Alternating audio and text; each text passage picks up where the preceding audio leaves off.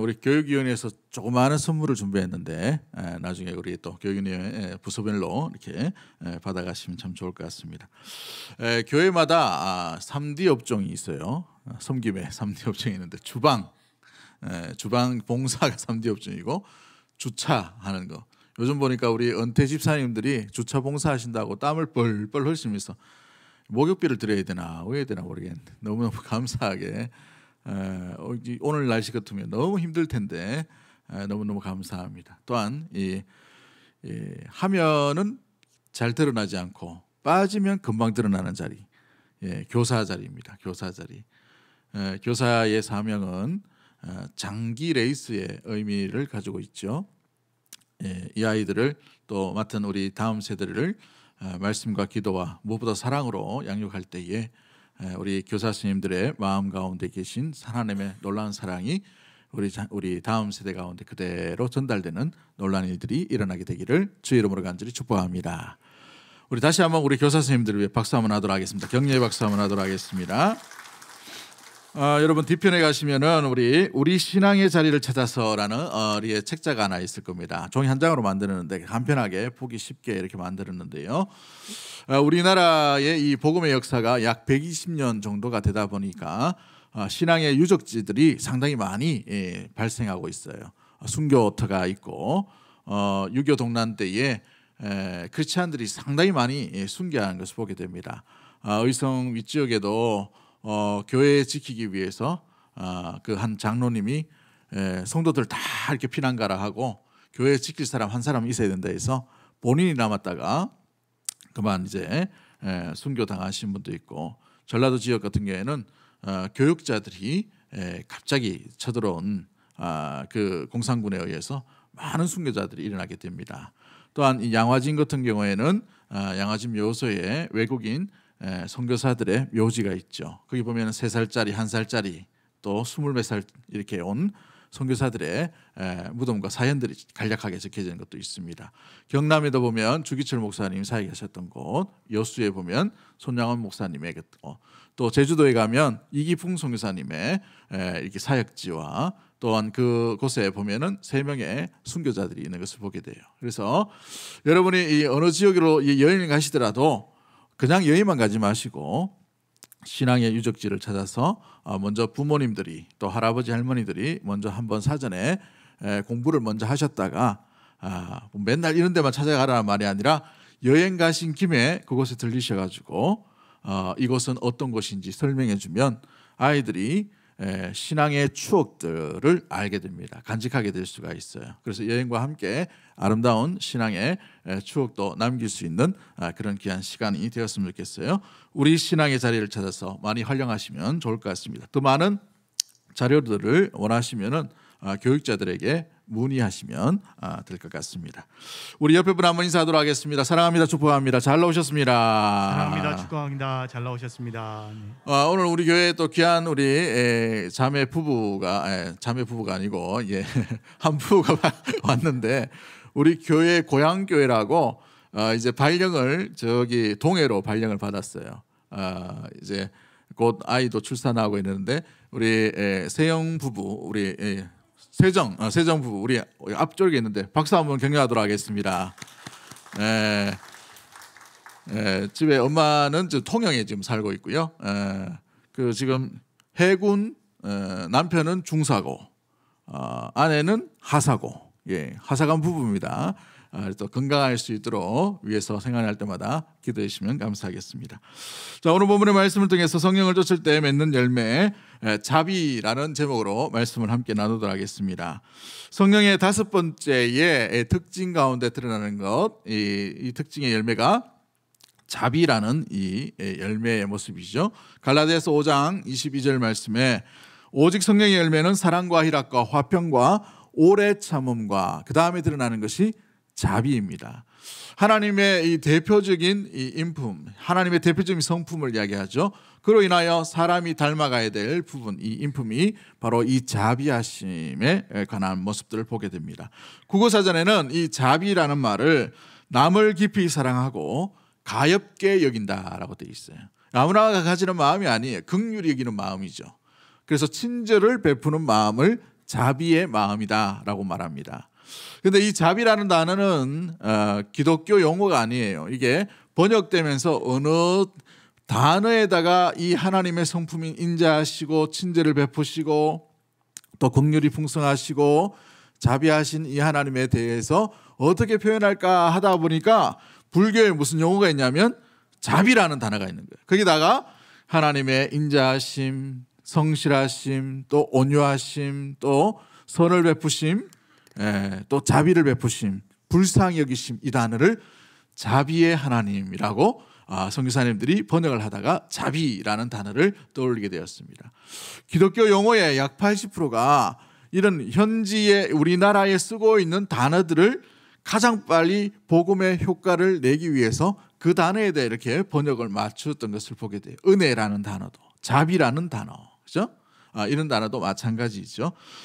불교 용어에서 이 자비라는 것은 중생에게 행복을 베풀며 고뇌를 제거해 주는 것을 가르칠 때에 이 자비라는 말을 쓰게 됩니다. 많은 우리 성경에서 말하는 이 자비에는 여러 의미가 종합적으로 포함되어 있는 것을 보게 됩니다. 한글 성경에는 이 자비라는 단어, 그 다음에 인자라는 단어, 선이라는 단어, 불쌍히 여기는 단어, 긍휼히 여기는 단어가 다 자비라는 단어로 쓰여지고 번역되는 것을 보게 되죠. 이 헬라어 원어의 성경에 보면 이 자비라는 단어, 긍휼이라는 단어가 3가지 정도 쓰여지게 됩니다. 아침부터 외래어를 말씀을 드려서 죄송합니다만은 듣고 그냥 잊어버리시면 됩니다. 왜냐하면 이 대표적으로 번역된 단어들이기 때문에 그런 것이죠. 첫 번째가 뭐냐면 갈라디아서 5장 22절 말씀에 나오는 이 자비의 단어인 것 같은 크레스토테스라는 단어를 씁니다. 크레스토테스라는 단어. 이것은 친절, 착함을 의미합니다. 크레스토테스라는 단어. 여기에서 좀 유사한 단어를 좀 떠올릴 수 있지 않나요? 크레스토테스, 너그러움, 착함, 친절. 누구를 떠올릴 수 있겠어요? 그리스도이죠. 그리스도. 그리스도를 닮은 사람, 그리스도인이라는 이런 별명 가운데 함께 이 유추되었던 단어가 바로 이 크레스토테스라는 단어입니다. 누가 친절했냐? 누가 친절했어요? 예수님을 믿는 사람들이 친절하다라는 거예요. 예수 믿는 사람들의 초대교회의 특징이 뭐냐면 친절입니다. 그 친절함과 온유함과 긍휼을 베푸는 이 모습을 볼 때에 이 크레스토테스라는 유용함과 선함과 착한 이런 인자함에 대한 너그러움의 단어를 사용하게 된 것이죠. 예수 그리스도를 믿는 사람들의 특징이 바로 이와 같은 친밀함과 친절함의 특징이기 때문에 바로 이 크레스토테스라는 단어를 번역해서 쓰게 됩니다. 두 번째로 제일 많이 나오는 단어가 뭐냐면 엘레오스라는 단어입니다. 사랑 가운데 행하는 친절한 마음을 표현할 때 이렇게 쓰는 것이죠. 마태복음 12장 7절 말씀에 나는 자비를 원하고 제사를 원하지 아니하노라 라고 쓸 때에 여기서 말하는 이 자비라는 베품에 대한 또 원수를 사랑함에 대한 이 단어를 쓸 때에 바로 이 엘레오스라는 단어를 쓰게 된다고 합니다. 그리고 많이 사용하지는 않지만 유독 누가복음과 야고보서에서만 쓰여졌던 단어가 있어요. 자비라는 단어가 오이크틸모스라는 단어입니다. 오이크틸모스라는 단어인데 약 5번에서 3번 정도 쓰여지고 있다고 합니다. 근데 유독 누가복음과 야고보서에만 쓰여졌어요. 근데 이 누가복음과 야고보서의 특징이 뭡니까? 굉장히 실천적인 책임을 보게 되죠. 누가복음은 이 로마인과 또 이 외국인에 대해서 복음을 효과적으로 제시하기 위해서 쓰여졌던 이 바울의 제자였던 누가 의사의 입장에서 아주 조직적으로 이성적으로 논리 정연하게 시간 순서에 따라서 복음서를 썼던 게 이 누가복음입니다. 그래서 많은 부분에서 어떻게 쓰여지냐면 구제와 긍휼과 불쌍히 여김에 당시 시대적인 상황 가운데 고려해서 집중적으로 그 방향으로 썼던 책이 누가복음이에요. 야고보서는 또 어떻습니까? 야고보서는 행함이 없는 믿음은 어떤 믿음이라? 죽은 믿음이다라고까지 하면서 행함에 대해서 굉장히 강조했던 책이죠. 그때 제일 많이 긍휼과 자비함을 사용했던 게 바로 이 오이크틸모스라는 단어입니다. 오늘 우리가 읽었던 누가복음도 이 오이크틸모스라는 단어를 쓰여주고 있죠. 배경을 잘 보시면 우리 예수님께서 하나님이 어떤 분인가를 표현할 때에 하나님은 자비 하나님이다 라고 본문을 말씀하고 있습니다. 오늘 우리 본문 한번 읽어볼까요? 누가복음 6장 36절 말씀이죠. 같이 봅니다. 시작. 너희 아버지의 자비로우심 같이 너희도 자비로운 자가 되라 라고 되어 있어요. 이 본문이 쓰여지는 이 배경을 보시면 우리 예수님께서 하나님을 표현할 때 어떻게 표현하고 있습니까? 35절 말씀 우리 추적해서 한번 읽어보도록 합니다. 35절 말씀 우리 한번 볼까요? 35절 제가 읽습니다. 오직 너희는 원수를 사랑하고 선대하며 아무것도 바라지 말고 꾸어주라. 이 굉장히 쉬운 말입니까? 어려운 말이에요? 옆집에 한번 째려보지 마시고 한번 인사해 봅시다. 원수 사랑하십니까? 쉬운 일이 아니에요. 누가 할 수 있는 일입니까? 하나님이 하실 수 있는 거예요. 예수 그리스도께서 하실 수 있는 일이죠. 그래서 우리 예수님께서 오직 너희는 원수를 사랑하고 선대하며 아무것도 바라지 말고 꾸어주라. 그리하면 너희 상이 뭐다 어떻다고 되어 있어요. 근데 그 상이 뭐예요? 큰 상이 뭐예요? 높으신 이의 아들이 되리라 라고 되어 있어요. 마태복음에 나오는 산상수훈에 나오는 하나님의 자녀가 될 것이요 하나님의 아들이 될 것이요 라는 그 구절과 유사하게 쓰여지는데 그 유사한 구절 가운데 나오는 게 뭐냐면 자비할 때에 너희가 상을 받는데 그 상이 뭐냐? 내 아들이 된다는 거예요. 내가 누구예요? 하나님의 아들이라는 것이죠.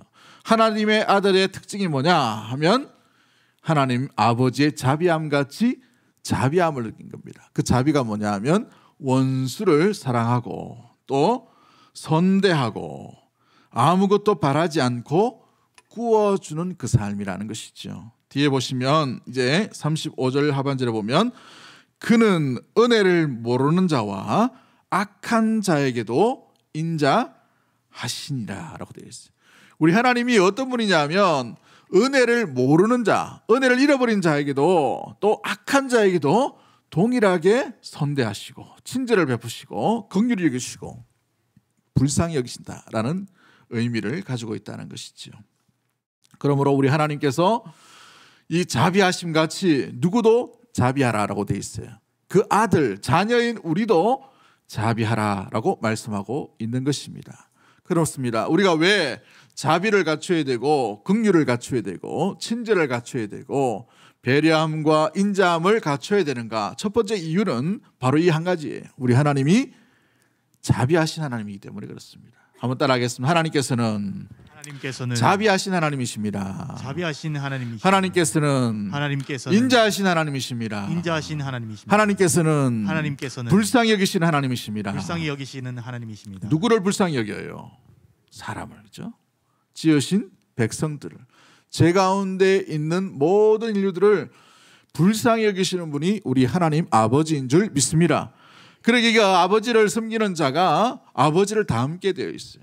아버지를 꼭 닮게 되어 있어요. 자녀는 아버지를 닮게 되죠. 아버지의 뒷모습을 보고 자라가게 됩니다. 아무리 아버지가 어찌 보면은 좀 본을 받지 못하는 그런 아버지라 하더라도 자녀는 아버지를 뭔가는 닮게 되어 있어요.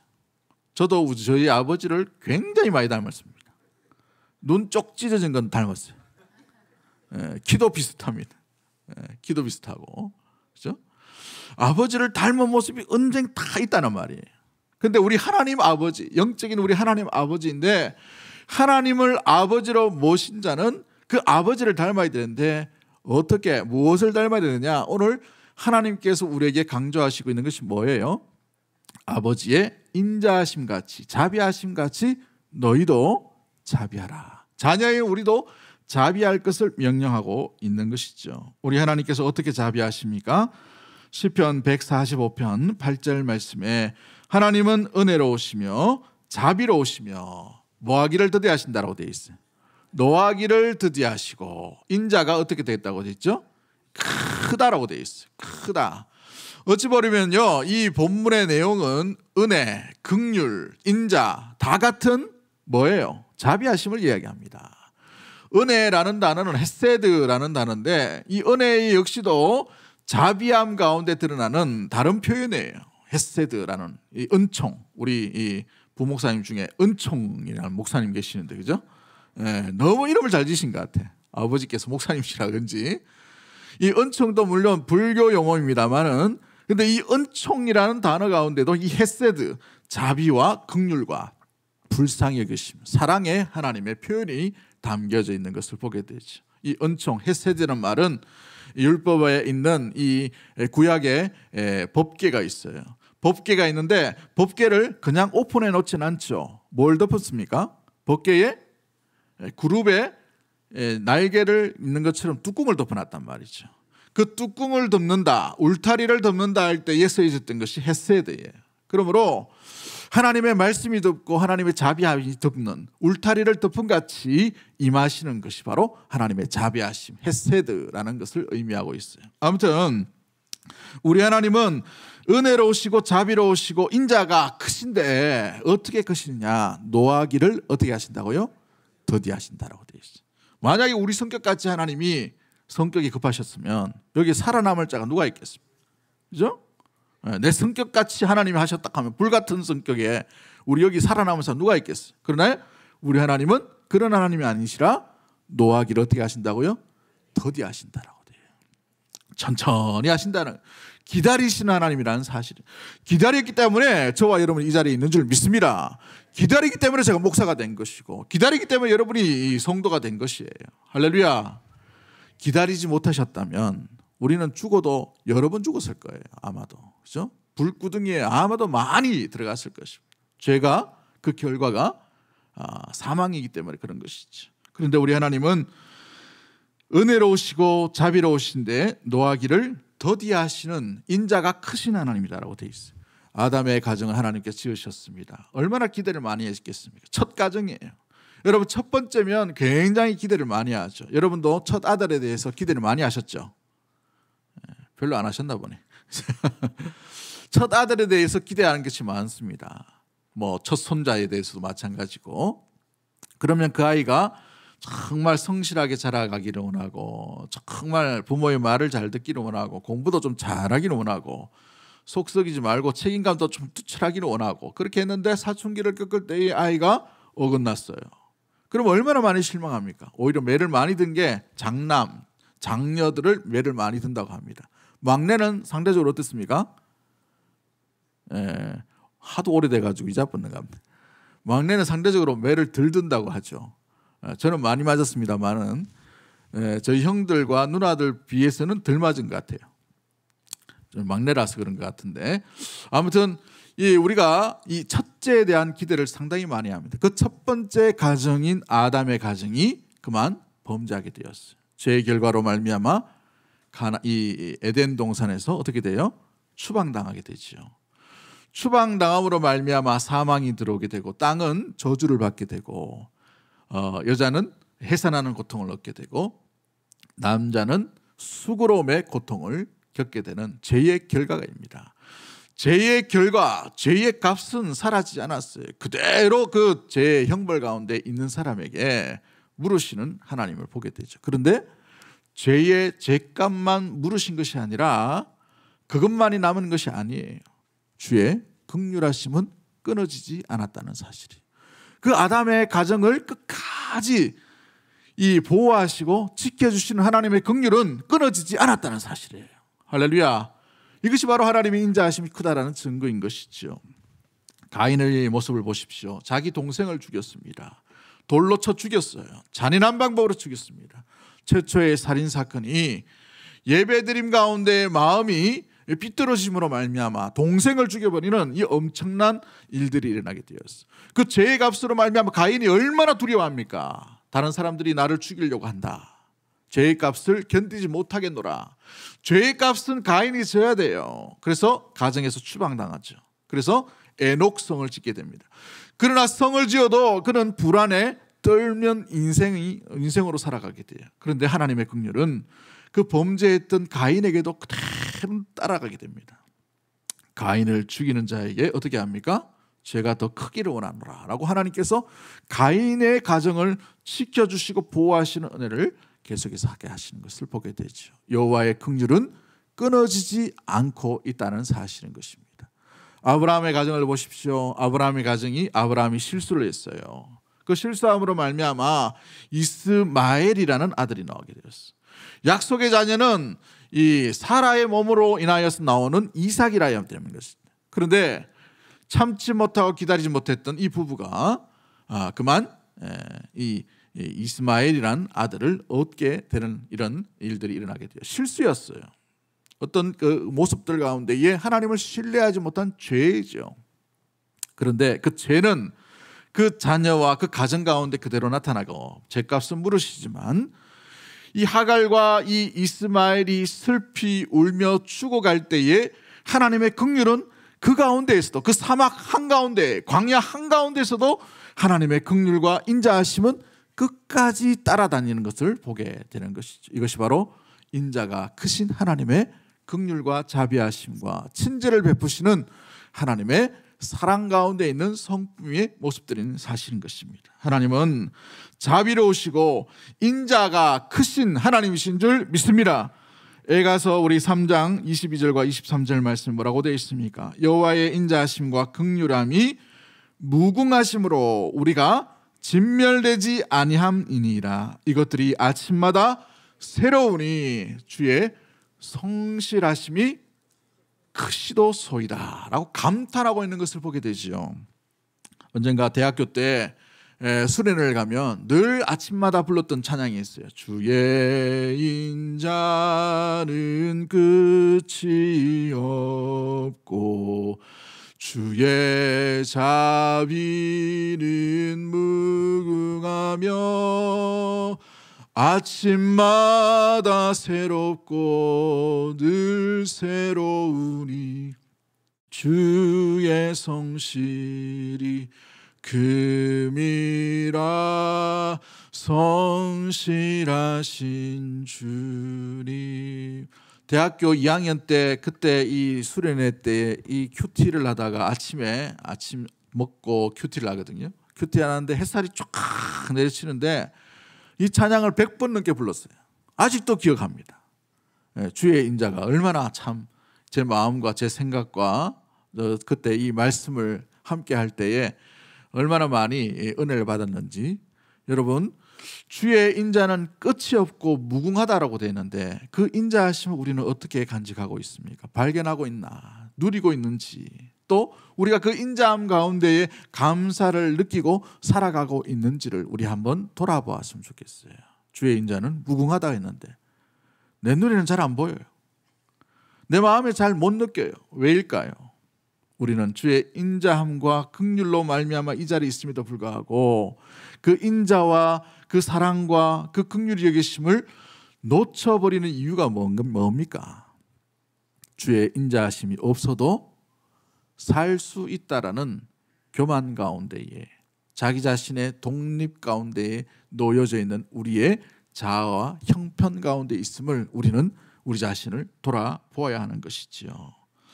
신명기 4장 31절 말씀에 내 하나님 여호와는 자비하신 하나님이라. 그가 너를 버리지 아니하시며 너를 멸하지 아니하시며 내 조상들의 맹세하신 언약을 잊지 아니하시리라 라고 말씀하고 있는 것을 보게 됩니다. 사랑하는 성도 여러분, 그렇습니다.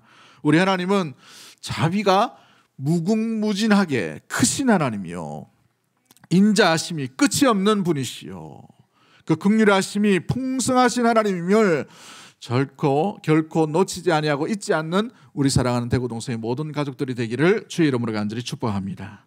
그 하나님의 사랑과 긍휼로 우리가 어떻게 됐습니까? 우리가 나음을 얻게 되었어요. 우리가 고침을 얻게 되었습니다. 우리가 회복함을 얻게 되었어요. 우리가 주 예수 그리스도로 인하여 하나님의 자녀가 되었다는 사실인 거예요.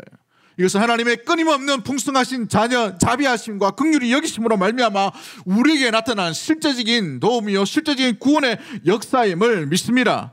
그렇습니다. 주의 긍휼하심과 자비하심으로 말미암아 우리가 이 구원을 얻게 되었다는 사실이죠. 이사야서 54장 8절 말씀에 내가 넘치는 진노로 내 얼굴을 내게서 잠시 가렸으나 영원한 자비로 너를 긍휼히 여기리라. 내 구속자 여호와께서 말씀하셨느니라. 구속하신 하나님, 구원하신 하나님의 이 계획 가운데 뭐가 있어요? 영원한 자비를 베풀겠다는 거예요. 그 영원한 자비로 오신 분이 누구입니까? 우리 주 예수 그리스도인 줄 믿습니다. 그분이 달리시고 그분이 고통당하시고 그분이 죽으심으로 말미암아 하나님이 우리를 향한 영원한 자비가 어떠한 것들인지를 온전히 보여주셨다는 사실이에요. 그 자비하심의 결과로 말미암아 우리가 하나님의 자녀가 되고 하나님의 백성이 됨으로 말미암아서 영원한 자비 가운데 누림을 얻게 되는 놀라운 은혜를 우리가 겪게 되었다는 사실이지요. 사도 바울의 고백을 보십시오. 디모데전서 1장 13절 말씀에 내가 전에는 비방자요 박해자요 폭행자였으나 도리어 긍휼을 입은 것은 그 긍휼 때문에 이방인의 사도가 되었다는 사실이에요. 이 고백을 하고 있는 것이지요. 우리의 나의 나됨은 오직 하나님의 긍휼이 풍성하신 그 사랑인 줄 믿습니다. 그 사랑 때문에 저와 여러분 이 자리에 나타나고 드러나고 예배를 드리고 있는 이 자리의 현장 가운데 있을 수 있게 되는 것이지요. 베드로의 고백을 보십시오. 베드로전서 2장 10절 말씀에 너희가 전에는 백성이 아니더니 이제는 하나님의 백성이요 전에는 긍휼을 얻지 못하였더니 이제는 뭘 얻었다라고 되어 있어요? 긍휼을 얻은 자라고 되어 있어요. 우리는 긍휼을 얻었기 때문에 하나님의 백성이 된 거예요. 할렐루야. 하나님의 백성은 하나님의 긍휼로 나타나게 되는 것입니다. 하나님의 백성이 하나님의 긍휼 없이는 하나님의 백성이 될 수가 없는 것이죠. 그러므로 하나님의 백성의 특징이 뭐냐? 하나님의 긍휼이 드러나고 나타나야 되는 것입니다. 하나님의 긍휼이 함께하는 그 백성이 바로 하나님의 백성인 줄 믿습니다. 그로 인하여 우리가 받은 그 하나님의 긍휼을 어떻게 해야 돼요? 하나님의 긍휼을 또 다른 이에게 이 긍휼을 보내고 드러내게 하는 나누게 되는 그 일들 가운데 우리는 나아가야 되는 것이죠. 토마스 왓슨이라는 분이 이렇게 말합니다. 신의 자비는 다이아몬드와 같아서 돌릴수록 더 빛이 납니다 라고 되어 있어요. 여러분 집에 결혼하실 때 다이아몬드 없죠, 그죠? 예, 저도 다이아몬드를 안 줬습니다. 금을 하나 주긴 줬는데 금도 18K 줬나 모르겠네. 그 금이 어디 갔는지 모르겠지만 아무튼 여러분 이 결혼 예물로 어떤 다이아몬드를 받았다 칩시다. 그러면 이 다이아몬드면은 진짜면 어떻게 생각해요? 닦고 또 닦고 하면서, 그죠? 이쪽으로 봐도 빛나고 저쪽으로 봐도 빛나고 요리 봐도 빛나고 저리 봐도 빛나고, 그죠? 한 몇 년간은 묵상하다가 좀 찌고 나니까 좀 질리기도 하고 뭐 이렇게 하죠. 그런데 이 진짜 보석은 닦으면 닦을수록 어떻게 됩니까? 값지죠, 값지죠. 예? 진짜의 이 어떤 그게 드러나게 돼 있단 말이죠. 진짜 자비도 마찬가지. 우리 속에서 이리 보고 저리 보고 우리 안에 또 들여보고 우리 생각 속에 또 들여보고 우리 삶을 또 돌아보면 돌아볼수록 어떻게 돼요? 이 자비가 결코 만만한 자비가 아니구나. 이 긍휼이 만만한 긍휼이 아니구나. 이 놀라운 불쌍히 여기심이 만만한 것이 아니라 놀라운 값어치, 놀라운 존귀한 그 존재임을 우리는 계속해서 발견할 수 있다는 사실인 거예요. 여러분 안에 하나님의 자비가 그냥 온 게 된 것이 아니에요. 놀라운 값어치, 예수 그리스도의 값어치로 저와 여러분에게 임하게 된 자비요 긍휼인 줄 믿습니다. 그러기에 그 자비함을 받은 자가 그것을 놓치면 안 되는 거예요. 우리 주 예수 그리스도를 들여다보고 우리 주 예수 그리스도를 발견해보면 다이아몬드보다 더 놀라운 가치로 여러분 가운데에 우리의 생각과 우리의 마음 가운데 살펴보고 돌아볼 때에 더 빛나고 더 드러나게 되고 더 발견하게 되고 무궁무진한 풍성하신 긍휼에 자비하신 하나님의 놀라운 성품을 발견할 수 있게 될 줄 믿습니다. 우리의 인생 가운데도 마찬가지죠.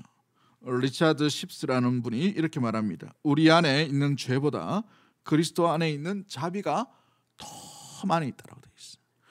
우리의 죄가 많다면 어떻게 될까요? 죄성은요 정죄입니다. 정죄. 남을 정죄하는 거예요. 나를 정죄하는 거예요.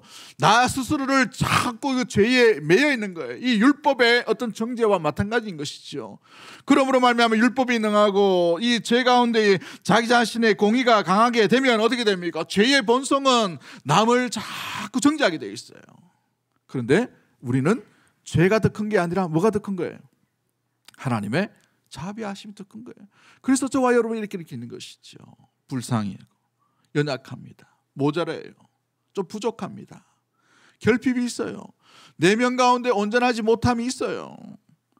세상 살아가는데 보면은 어찌 보면 힘이 없고 나약한 존재일 수 있어요. 그럼에도 불구하고 그것보다 더 큰 게 뭐예요? 하나님의 자비하심과 하나님의 긍휼하심과 하나님의 불쌍히 여기심과 하나님의 친절하심이 더 크기 때문에 우리가 이 자리에 앉아있고 우리가 이 자리에서 예배드리고 있는 줄 믿습니다.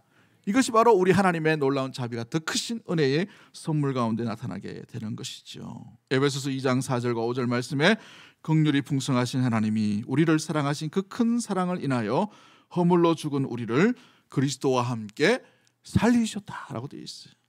긍휼이 풍성하신 하나님이 우리를 사랑하신 그 큰 사랑으로 인하여 허물로 죽었던 우리를 살리다라고 되어 있어요. 할렐루야. 그럼에도 불구하고 우리가 이 놀라운 하나님의 큰 사랑과 자비를 받았음에도 불구하고 우리는 여전히 주의 자비가 오늘도 필요한 존재입니다. 주의 긍휼과 불쌍히 여기심이 오늘도 필요한 존재예요. 그래서 고대에 유명한 이 기도문 중에 아주 짧은 기도문의 단문의 기도가 있죠. 주여 우리를 불쌍히 여기소서. 그리스도여 우리를 불쌍히 여기소서. 긍휼과 자비하심을 간구하는 거예요.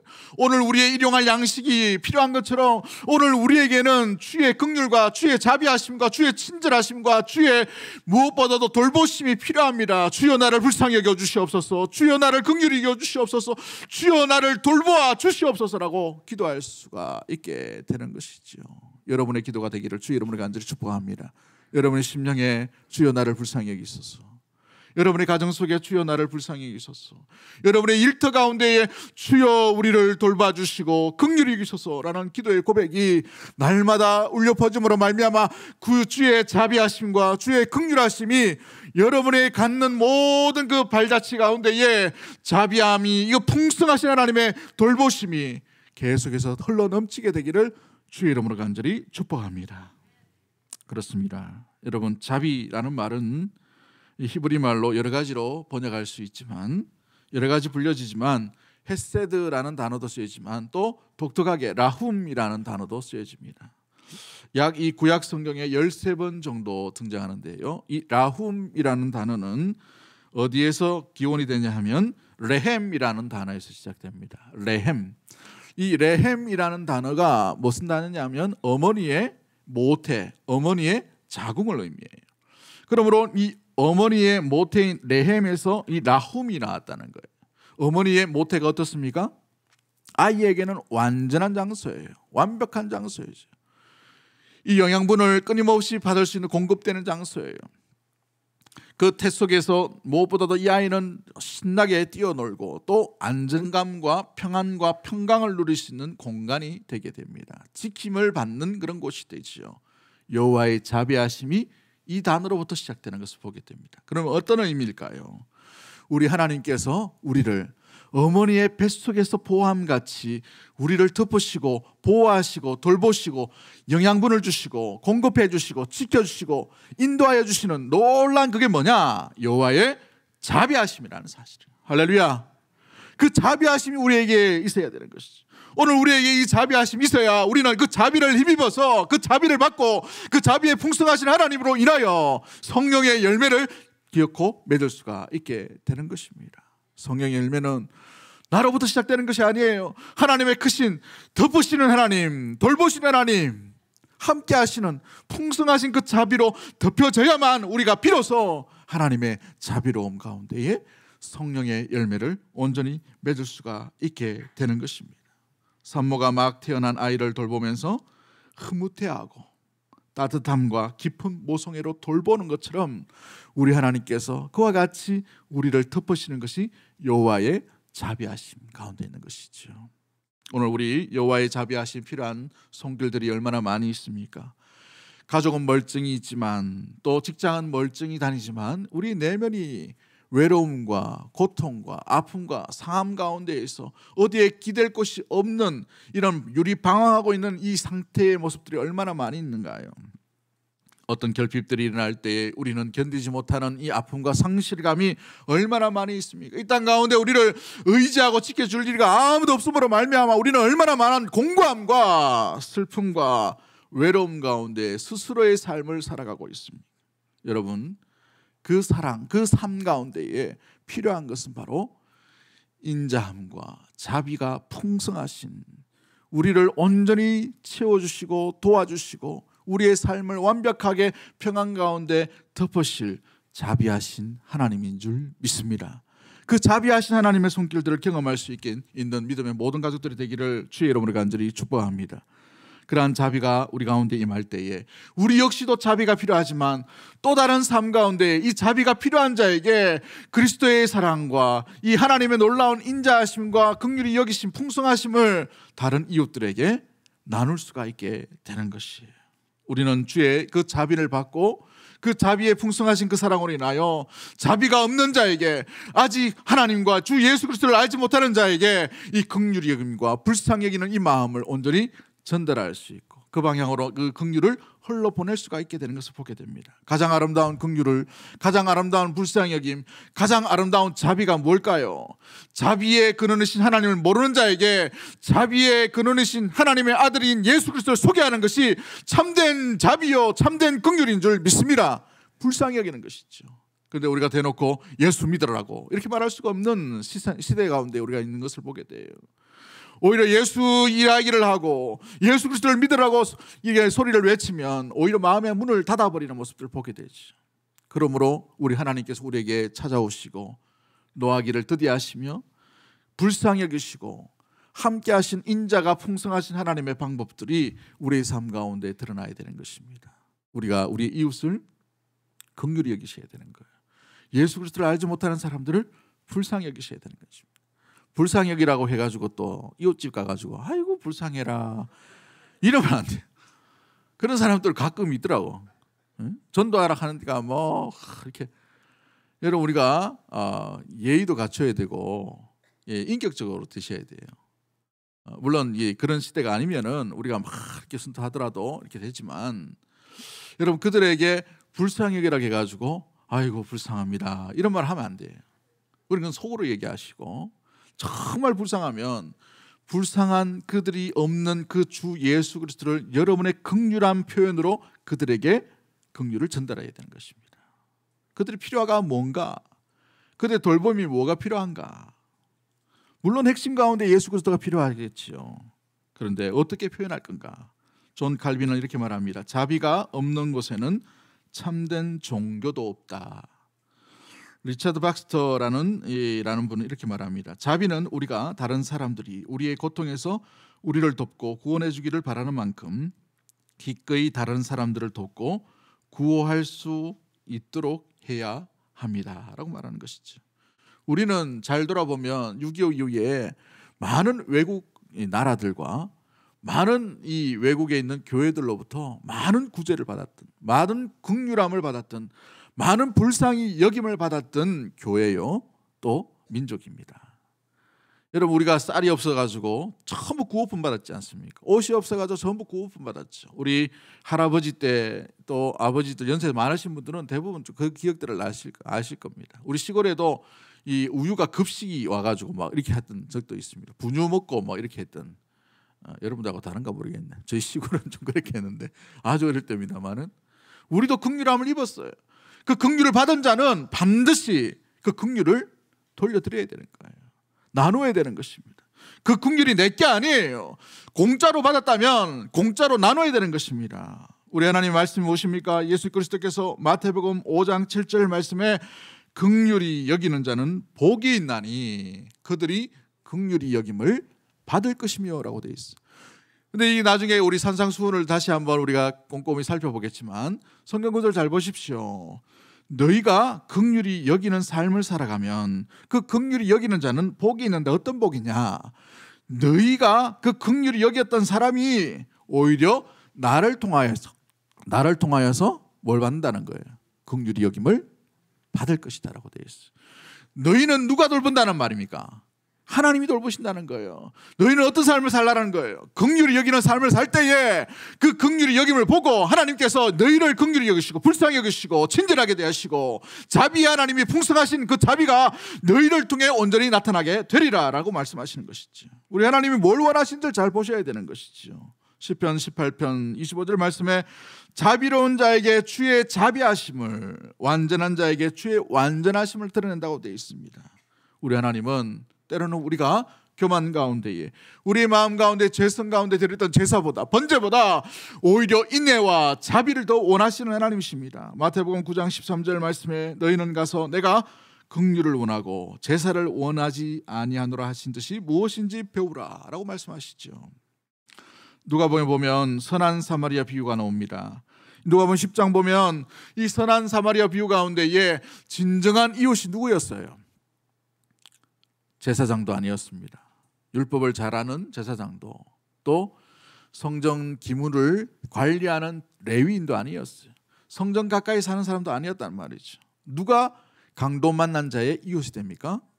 사마리아인이에요. 사마리아인. 여러분, 사마리아인은 유대인들이 제일 싫어하는 족속이에요. 피가 섞였기 때문에 그렇죠. 혼혈 민족이 되어버렸기 때문에 그렇습니다. 그래서 그 지역도 들어가기 싫어해가지고 빙두로 가서 이렇게 하는, 밥상에 같이 앉을 수도 없는 존재가 사마리아인이었어요. 심지어 개라고까지 이야기하는 표현들을 했단 말이죠. 그런데 이 성경을 잘 보시면 이 유대인이 사마리아인입니다라는 말을 못해요. 그래서 뭐라고 표현하냐면 자비를 베푼 자니이다라고 이렇게 표현해요. 그 사람 사마리아인입니다라고 말하지 못하고 자비를 베푼 자니이다라고 말합니다. 그럴 때 우리 예수님께서 누가복음 10장 37절 말씀에 이렇게 말합니다. 예수께서 이르시되 너도 이와 같이 하라라고 되어 있어요. 너도 이와 같이 하라. 아버지의 자비하심 같이 너희도 자비하라라는 말씀과 같은 의미로 주시는 것이지요. 왜 우리는 우리 이웃을 찾아야 되는가? 왜 우리는 우리 이웃 가운데 이 긍휼함을 전해야 되는가? 왜 우리는 우리 이웃에게 이 불쌍히 여김과 친절함으로 나아가야 되는가? 우리가 친절함을 받고 우리가 불쌍히 여김을 받고 우리가 긍휼을 입었기 때문에 이 받은 긍휼과 이 불쌍히 여김을 우리 역시도 그들에게 긍휼로, 불쌍히 여김으로, 친절함으로, 아름답게 그 사랑으로 나아가야만 하는 삶이 성도의 삶이요 교회의 삶이기 때문에 그런 것입니다. 야고보서 2장 13절 말씀에 긍휼을 행하지 아니하는 자에게는 긍휼 없는 심판이 있으리라라고 되어 있어요. 말씀 찾다 보니까 너무 이렇게 무섭기도 하죠. 여러분, 긍휼이 없는 자에게 긍휼 없는 심판이 있다라고 되어 있습니다. 오늘 우리가 긍휼의 삶으로 우리 이웃과 우리 주위를 친절과 불쌍히 여김과 또 자비를 베풀어야 될 이유와 목적이 바로 여기에 있는 것이죠. 너희 아버지의 자비하심 같이 너희도 자비하라는 말씀인 것입니다. 그러므로 우리 사랑하는 성도 여러분, 우리가 일상의 삶 가운데 나아갈 때 주님이 주시는 이 긍휼을 힘입고 긍휼의 풍성하신 하나님과 함께 나아가게 되기를 주의 이름으로 간절히 축복합니다. 또한 그 긍휼의 풍성하신 하나님의 사랑을 힘입었다면 긍휼이 필요한 자에게 이 긍휼함을 전달할 수 있는 아름다운 통로가 되기를 주의 이름으로 간절히 축복합니다. 우리는 긍휼의 옷을 입고 세상 가운데 나아가야 되는 것이죠. 로마서 12장 8절 말씀에 위로하는 자면 위로하는 일로, 구제하는 자는 성실함으로, 다스리는 자는 부지런함으로, 긍휼을 베푸는 자는 즐거움으로 할 것이니라라고 되어 있어요. 할렐루야.